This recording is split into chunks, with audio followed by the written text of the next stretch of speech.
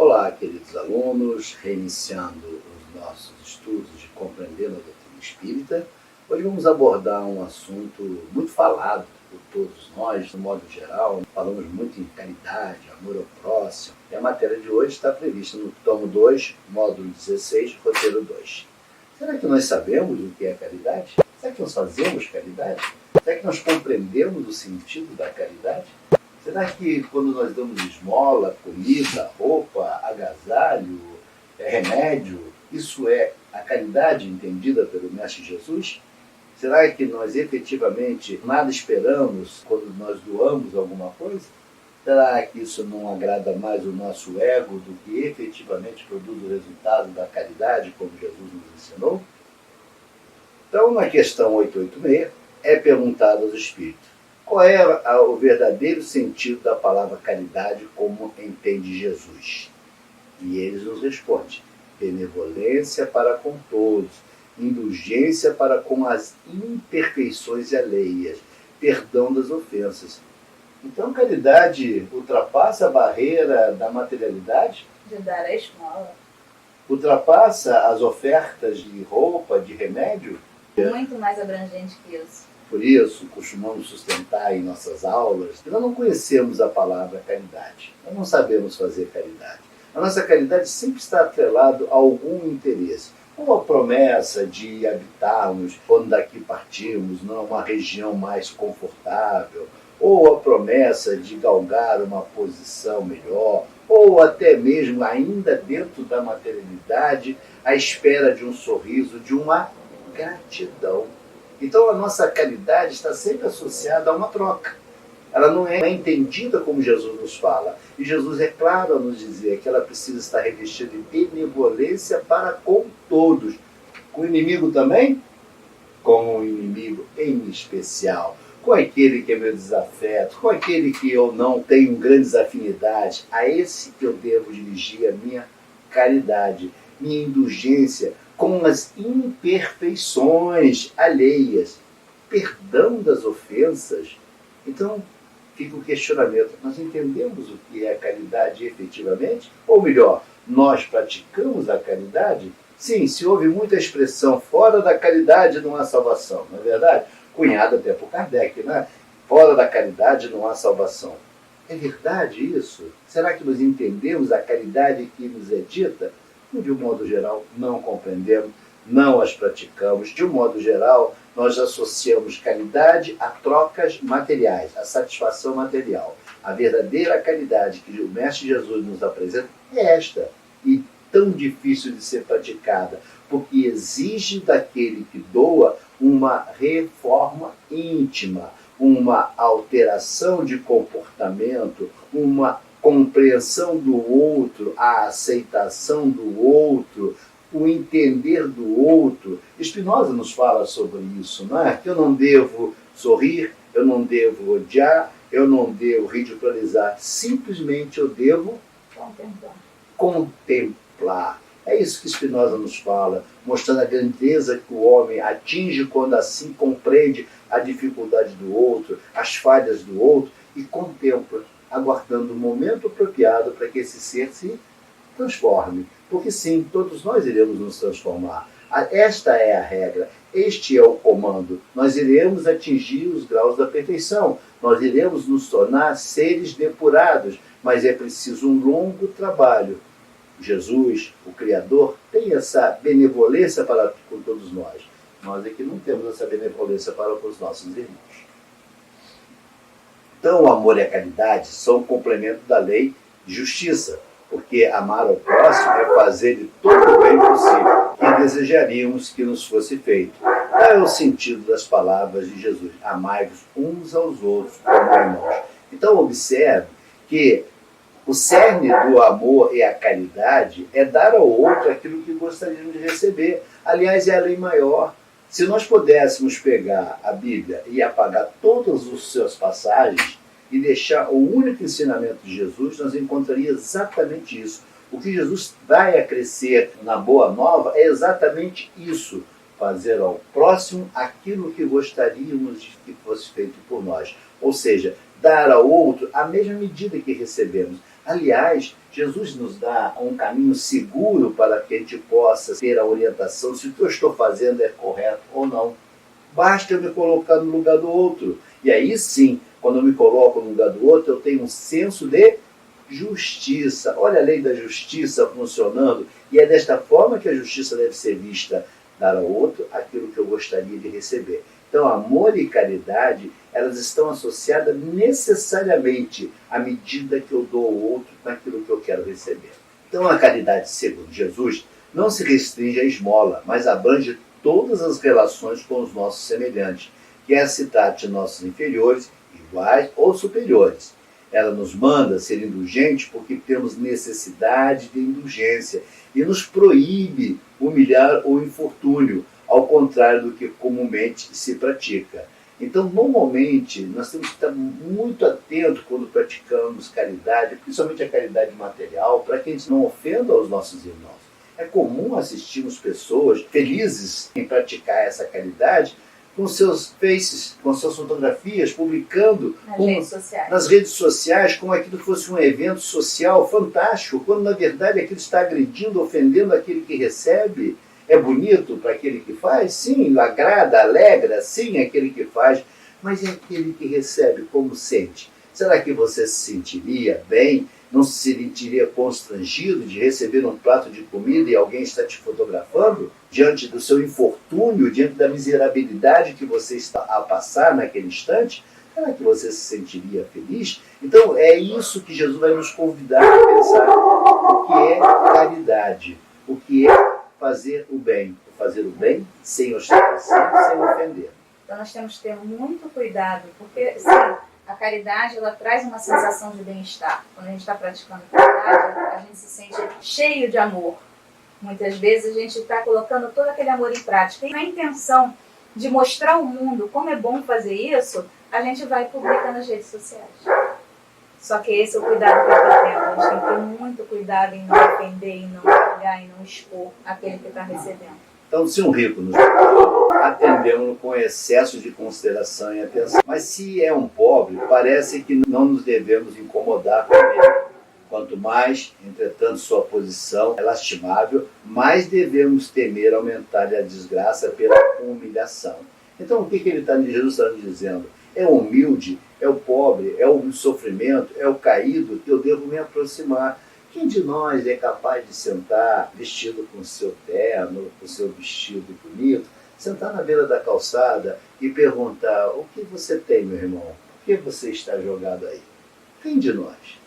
E aí nós temos que fazer uma análise profunda do nosso comportamento caridoso, que chamamos de caridade, se nós estamos aptos a praticar essa caridade. Será que eu estou preocupado com o outro? Será que eu estou atento às necessidades do outro? Não só as necessidades materiais, sim, porque as necessidades materiais, um prato de comida resolve. Mas é isso que é caridade? Não, a caridade vai muito além disso. É estar atento à necessidade do outro, ao sofrimento do outro, o que levou o outro a estar naquela situação. Isso é caridade, é me preocupar com o outro. Nunca esquecendo que eu poderei estar ou nessa vida ou numa vida próxima na mesma condição. E gostaria muito, desejaria muito que alguém sentasse ao meu lado e me desse não um prato de comida somente, mas me desse o conforto espiritual e moral tão necessário naquele instante. Então o homem verdadeiramente bom procura elevar o inferior aos seus próprios olhos, diminuindo a distância entre ambos. Então é isso que nos é convidado a pensar. Nós temos que fazer com que essa balança da desigualdade social, que sempre existiu e sempre existirá, não fique tão acentuado esse desequilíbrio, que ela possa ter quase um equilíbrio, no sentido de que aquele que necessita possa pedir socorro para aquele que tem muito, e aquele que tem muito possa ouvir aquele que necessita. O contrário é que, na atualidade, melhor dizendo, é que o homem hoje tem um desnível tão elevado que esse clama por socorro, mas esse está tão distante que não ouve a necessidade desse. Ou muitas das vezes nem vê a necessidade desse. Por quê? Porque está distante essa balança. Então essa balança precisa buscar quase que o equilíbrio. Equilíbrio, como já vimos, jamais ocorrerá. É uma utopia, é uma enganação dizer que a sociedade vai ter um equilíbrio. Não a sociedade no mundo em que estamos vivendo. Não é verdade. Sempre haverá o desequilíbrio social, mas é necessário que esse desequilíbrio não seja tão acentuado. Na questão 887, é perguntado aos Espíritos: Jesus ensinou ainda: amai os vossos inimigos. Ora, o amor pelos nossos inimigos não é o contrário às nossas tendências naturais, e a inimizade não provém de uma falta de simpatia entre os espíritos? E aí, amar os nossos inimigos? Mas eu não tenho simpatia por ele, eu não gosto dele, eu não sei nem por que razão, mas eu não gosto dele. Tem aqueles que eu tenho até alguma razão, e que muitas das vezes eu não compreendo que a razão está associada à ofensa ao meu ego. Porque sim, toda essa inimizade nasce pela ofensa de egos, pelo embotamento de egos. Tiremos o ego dessa história e não haverá ofensa.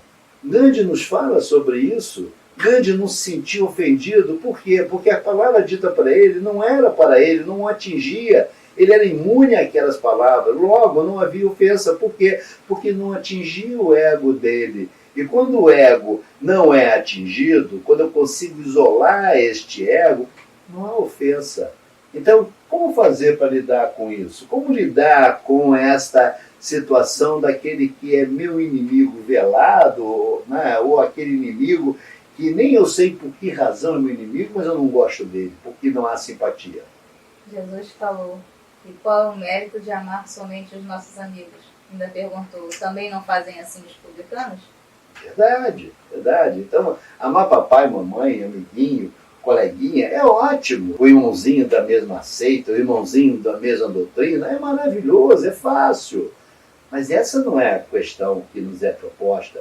A pergunta é: você está apto a amar aquele que te ofendeu, aquele que te fez o mal, aquele que efetivamente foi pedra de tropeço para você? Você está apto a isso? Vamos ver o que ele nos responde.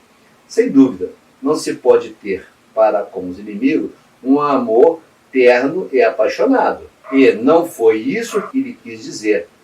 Amar os inimigos é perdoá-los, é pagar-lhes o mal com o bem. É assim que nos tornamos superiores. Pela vingança nos colocamos abaixo do bem. Então não sejamos infantis em acreditar que perdoar os inimigos é convidá-lo para sentar à sua mesa e compartilhar da sua comida, quando ele produziu um dano extremamente grave a você. Eu já não estou falando mais em atingir egos, mas sim gravidade, dano físico, dano material praticado contra você, contra um membro da sua família. Não é isso que Jesus está nos convidando. O que ele está dizendo a você é que a forma de você se curar diante daquela lesão é perdoar o ofensor. Você vai corrigir o ofensor? De um modo geral, não.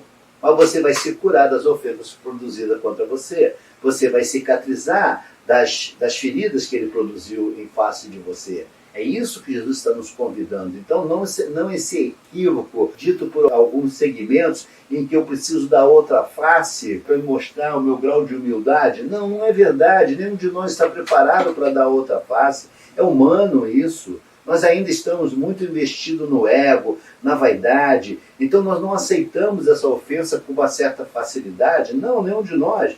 Agora, o convite é: aprenda a perdoar. Aprenda a cauterizar essas feridas para que você possa se libertar. Todo aquele ser que aprendeu a perdoar, ele ganhou a liberdade. Ele ganhou um caminho da felicidade, porque ele compreendeu os verdadeiros ensinamentos de Jesus. Então, Jesus não determina para você fazer com que o teu inimigo sente a sua mesa. Não, não é isso.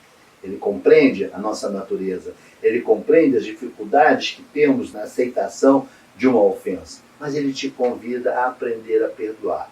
Lembre-se, você não corrige o ofensor, mas cura as chagas produzidas por ele. O que pensar da esmola? O homem reduzido a pedir esmola se degrada moral e fisicamente. Então tenhamos cuidado com a prática da esmola, porque há uma degradação natural do ser. Se embrutece. Numa sociedade baseada na lei de Deus e na justiça, deve-se prover a vida do fraco sem humilhação para ele.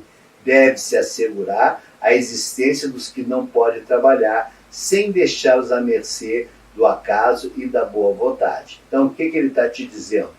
Principalmente aqueles que fazem, que têm a prática de fazer esse trabalho caridoso nas ruas, que não exponha, que não humilhe mais aquele ser que está profundamente agredido, reduzido a sua moral, até por razões reencarnatórias, de disciplinas espirituais que ele precisa ser submetido, diante da sua arrogância em vidas passadas. Hoje ele vem nessa condição, o que nenhum de nós pode garantir que não viremos também a ocupar o lugar daquele indigente, o lugar daquele indivíduo decaído. Sim, porque nós estamos num educandário, numa escola, e essa escola ela vai nos submeter a uma série de posições até domar o nosso espírito, até domar o nosso ser, para podermos compreender qual é a verdadeira natureza nossa, como devemos nos comportar, como devemos nos reformular. Então, é preciso ter em mente que, ao dar esmola,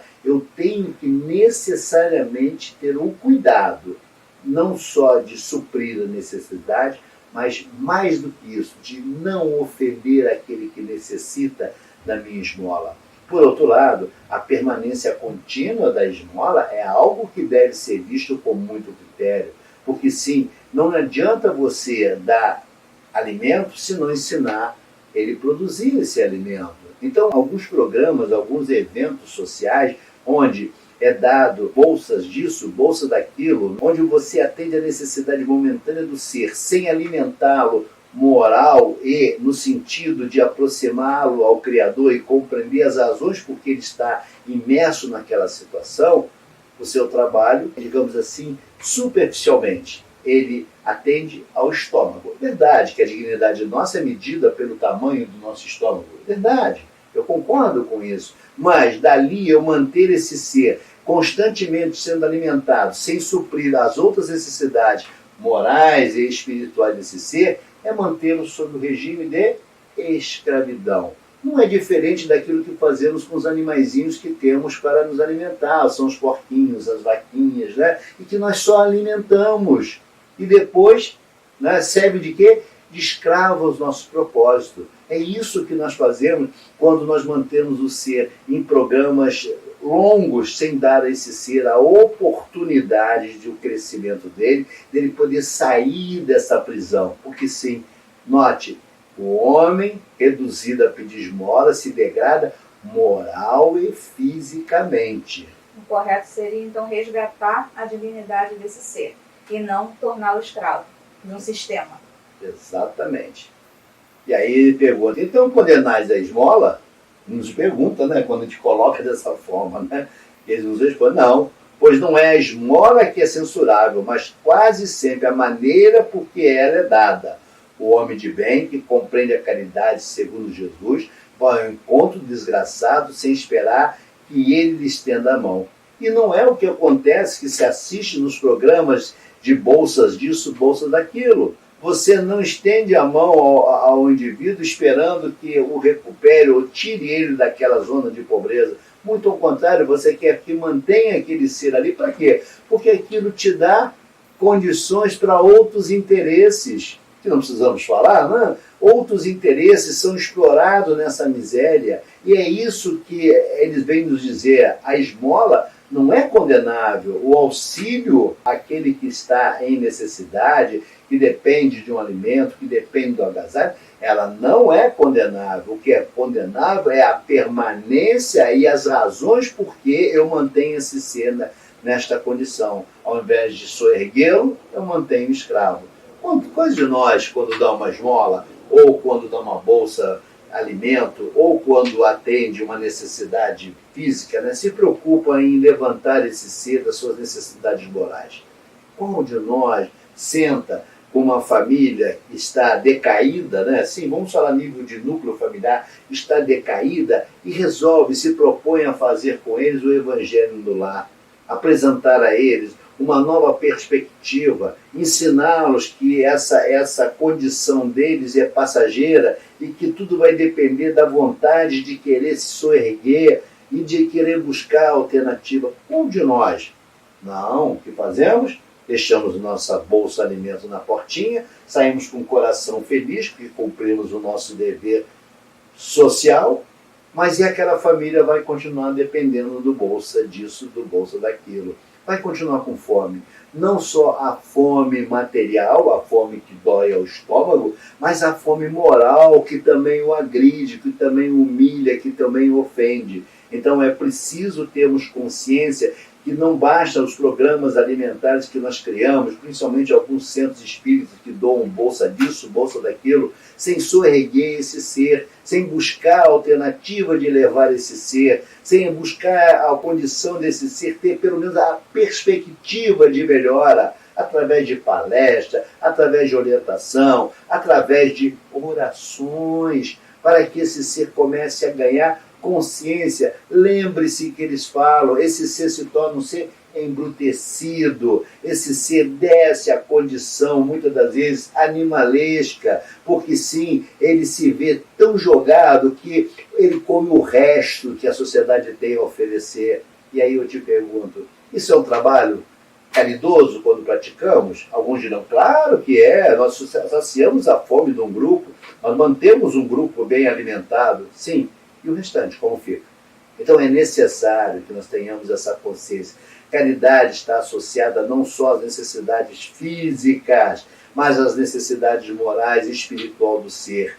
Se você quer ajudar o seu irmão, se você quer efetivamente praticar caridade, dê a Bolsa Família, sim. Auxilie a Bolsa Alimento, sim, não tenha a menor dúvida. Mas leve junto a palavra edificante, leve junto o convite ao crescimento moral, leve junto a possibilidade desse ser se libertar dessa condição. Aí sim eu direi a você, você está praticando a verdadeira caridade. E como esse ser está embrutecido, isso tem que ser despertado nele. Porque ele acaba se acomodando com a situação. Alguém vai me dar uma bolsa, então eu não preciso mais ir buscar, porque a minha condição é essa, eu não posso sair disso, eu não vou sair disso. Todo esse ímpeto de querer buscar algo novo, de querer fazer algo novo, de querer buscar um trabalho, isso tem que ser despertado nele, de que ele não precisa ficar nessa condição humilhante pro resto da vida. Então a verdadeira caridade é sempre boa e benevolente, tanto está no ato quanto na maneira de fazê-la. Um serviço prestado com delicadeza tem duplo valor. Se o for com altivez, a necessidade pode fazê-lo aceito, mas o coração mal será tocado. Então é exatamente isso que nós estamos falando. Nós precisamos tocar no coração do ser. Em outras palavras, como Jesus nos falava, na consciência, que Jesus dizia que a nossa consciência estava em nossos corações. Então é preciso despertar essa consciência, tirar esse ser da condição do embrutecimento, tirar a condição desse ser de estar decaído e elevá-lo, tocá-lo, para que ele possa compreender. É um trabalho fácil? Não, ninguém disse que é fácil. Fácil é isso que é feito. Eu vou lá no supermercado, compro uma bolsa alimento, pago lá 70, 80 reais, 50 reais, que seja, dou a bolsa e viro minhas costas, está tudo certo. Normalmente estamos dando do nosso excesso e não do que nos faz falta.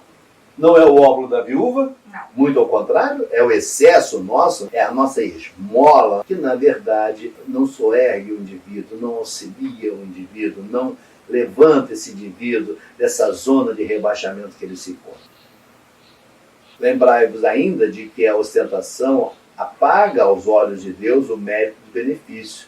Jesus disse que a vossa mão esquerda ignore o que faz a direita. Com isso ele nos ensina a não manchar a caridade pelo orgulho. E que, de um modo geral, nós assistimos.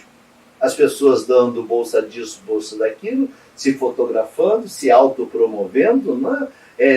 Fotografando os locais onde ele doou, quando na verdade estão contrariando tudo aquilo que Jesus nos fala. A caridade, ela não pode ser manchada pelo orgulho, ela não pode esperar nada. A caridade não tem o condão de esperar alguma coisa.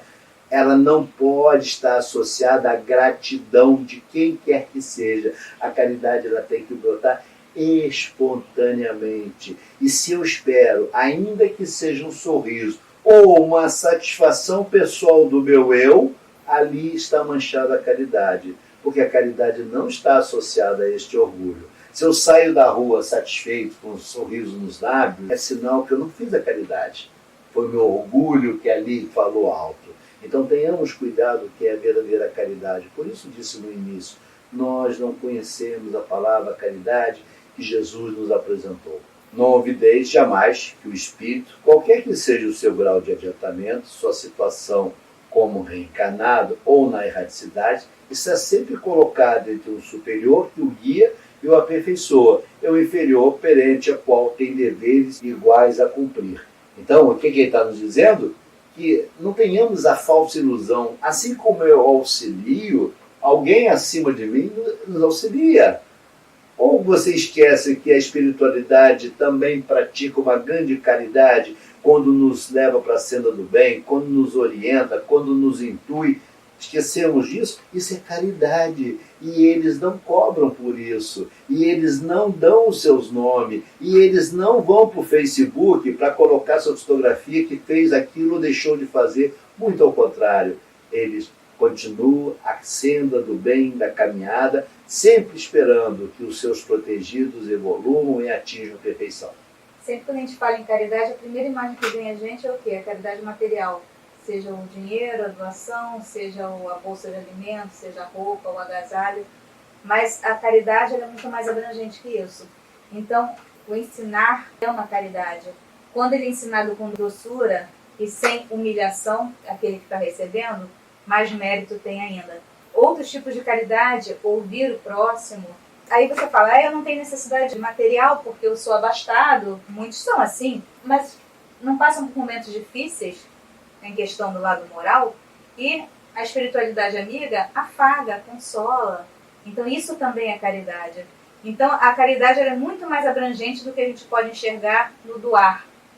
Se doar é a maior caridade que a gente pode fazer. Então sede, portanto, caridosos, não somente dessa caridade que vos leva a tirar do bolso o óbolo que friamente atirais ao que ousa pedir-vos, mas ide ao encontro das misérias ocultas, sede indulgente para com os erros de vosso semelhante. O perdão, outra caridade maravilhosa, né? Exatamente. Então, quando eu sou indulgente para com as faltas do meu irmão, eu até costumo citar isso, né? Um exemplo que Jesus, quando a adúltera foi apedrejada, tentavam apedrejar, Jesus deu um exemplo de caridade moral, de indulgência para com o erro alheio. Ele não coadunou com o crime de adultério, até porque ele estaria infringindo uma lei severa da época. Mas ele compreendeu e foi indulgente com a falta da mulher. Então Jesus foi indulgente para com a falta dela, não coadunou com crime. É esse o convite que nos é feito quando nós fazemos pré-julgamentos de determinada situação. Eu não tenho que coadunar com o crime, com a infração, com a infringência de um dispositivo legal. Não, não é isso que nós estamos falando. Mas que eu possa compreender as razões que levou ao cometimento daquele delito e que eu possa, acima de tudo, perdoar, ser indulgente, lembrando que o erro dele poderá ser o meu amanhã. E nessa passagem do Evangelho, ele não foi só indulgente com a pecadora, mas com aqueles que estavam querendo recriminá-la e condená-la também. Porque numa só frase, ele convidou todos a pensar, ela em relação às suas atitudes e a eles também, que eles também não estavam livres e isentos de pecados. Eles também cometiam erros. E se eles também cometiam erros, por que ela também não poderia? Então ele abrangeu todo o ovo que estava ali em volta, não só ela, mas todos que estavam ali. E eu trouxe para fechar para vocês uma citação de São Vicente de Paula. Prestem atenção que São Vicente de Paula nos fala. Em lugar de desprezar a ignorância, o vício, instruí-os e moralizai-os. Sede afáveis e benevolentes para com todos os que vos são inferiores. Sede mesmo com os mais ínfimos seres da criação, e tereis obedecido à lei de Deus. Então é Ele que vai nos mostrar a grandeza ética que devemos ter para com os nossos irmãos, principalmente de não desprezar a ignorância e o vício. Nós, para combater a ignorância e o vício, precisamos instruir, moralizar, através não de fala, mas de atitudes, de exemplos constantes, para que aquele ser que encontra-se dentro dessa situação da ignorância, do vício, possa compreender através de ensinamentos afáveis, né, que ele precisa sair dessa situação. E com certeza, através do processo educacional, pode-se recuperar muitos seres decaídos. Basta que aquele que esteja disposto a fazer a caridade compreenda que a caridade ela ultrapassa os limites da materialidade. Essa caridade material precisa estar associada à caridade moral e espiritual. E isso é ser caridoso, e não aquilo que nós acreditamos ser caridoso quando damos esmola ou quando damos bolsa disso ou bolsa daquilo, e simplesmente damos as nossas cestas e abandonamos nas portas, sem saber que lá dentro existe um ser decaído, extrema necessidade moral. E muitas vezes, pasme, a necessidade dele é muito maior do que a fome do seu estômago.